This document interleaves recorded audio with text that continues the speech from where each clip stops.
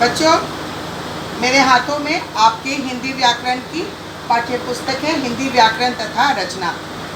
इसके पहले लेसन में आपको मैंने पद, पदबंध और शब्द के बारे में पढ़ाया था। अब मैं आपको वाक्य रचना, जिसमें सरल वाक्य, मिश्र वाक्य और संयुक्त वाक्य आते हैं, उसके बारे में बताऊंगी। अब ये आपकी स्क्रीन पर आपका पाठ नजर आ रहा है। मिश्र और संयुक्त वाक्यों की संरचना और वाक्य रूपांतर, यानी कि वाक्यों को सरल वाक्य से मिश्र वाक्य में और मिश्र वाक्य से संयुक्त वाक्य में कैसे परिवर्तित किया जाता है। सर्वप्रथम बच्चों, आपके सामने है वाक्य विचार। किसी भाषा के मन के भावों और विचारों को आदान प्रदान वाक्यों के द्वारा ही किया जाता है। अपेक्षित अर्थ को पूर्ति करने वाले पदों का समूह जो व्याकरण की दृष्टि से व्यवस्थित है, वाक्य कहलाता है। जो वाक्य के पदों का निश्चित क्रम होता है, वाक्य छोटा हो या बड़ा, किसी न किसी विचार या भाव को व्यक्त करने की क्षमता रखता है, वह वाक्य कहलाता है।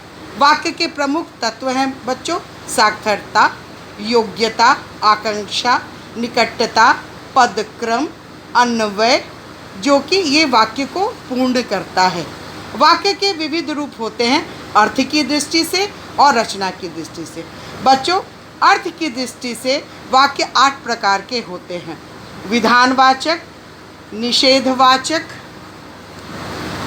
आज्ञावाचक, इच्छावाचक, संदेहवाचक, संकेतवाचक, प्रश्नवाचक और विश्वव्याधि बोधक वाचक। दूसरा है बच्चों रचना की दृष्टि से।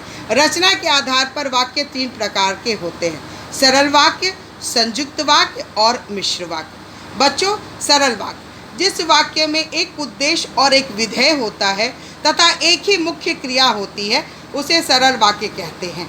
जैसे मोहन हंसता है, कमलेश बीमार है। बच्चों, इससे आप स्पष्ट रूप से समझ रहे हैं कि इसमें उद्देश्य और विधेय एक ही होता है। आप उद्देश्य और विधेय के बारे में भी जानते हैं। अब आते हैं बच्चों संयुक्त वाक्य। संयुक्त वाक्य में 2 या 2 से अधिक सरल वाक्य योजक रूप द्वारा जुड़ जाते हैं। जैसे हम गए और तुम आए, आप खाना खाएंगे या व्रत रखेंगे, पिताजी मुंबई जाएंगे और मामा जी मद्रास जाएंगे। बच्चों, अब मैं आगामी पृष्ठ में आपको मिश्र वाक्य के बारे में बता रही हूँ।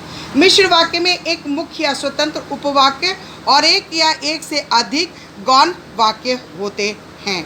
जैसे कि मुख्य उपवाक्य है लड़का कमरे में बैठा है, और आश्रित उपवाक्य के अंतर्गत संज्ञा उपवाक्य, विशेषण उपवाक्य और क्रिया विशेषण उपवाक्य आते हैं।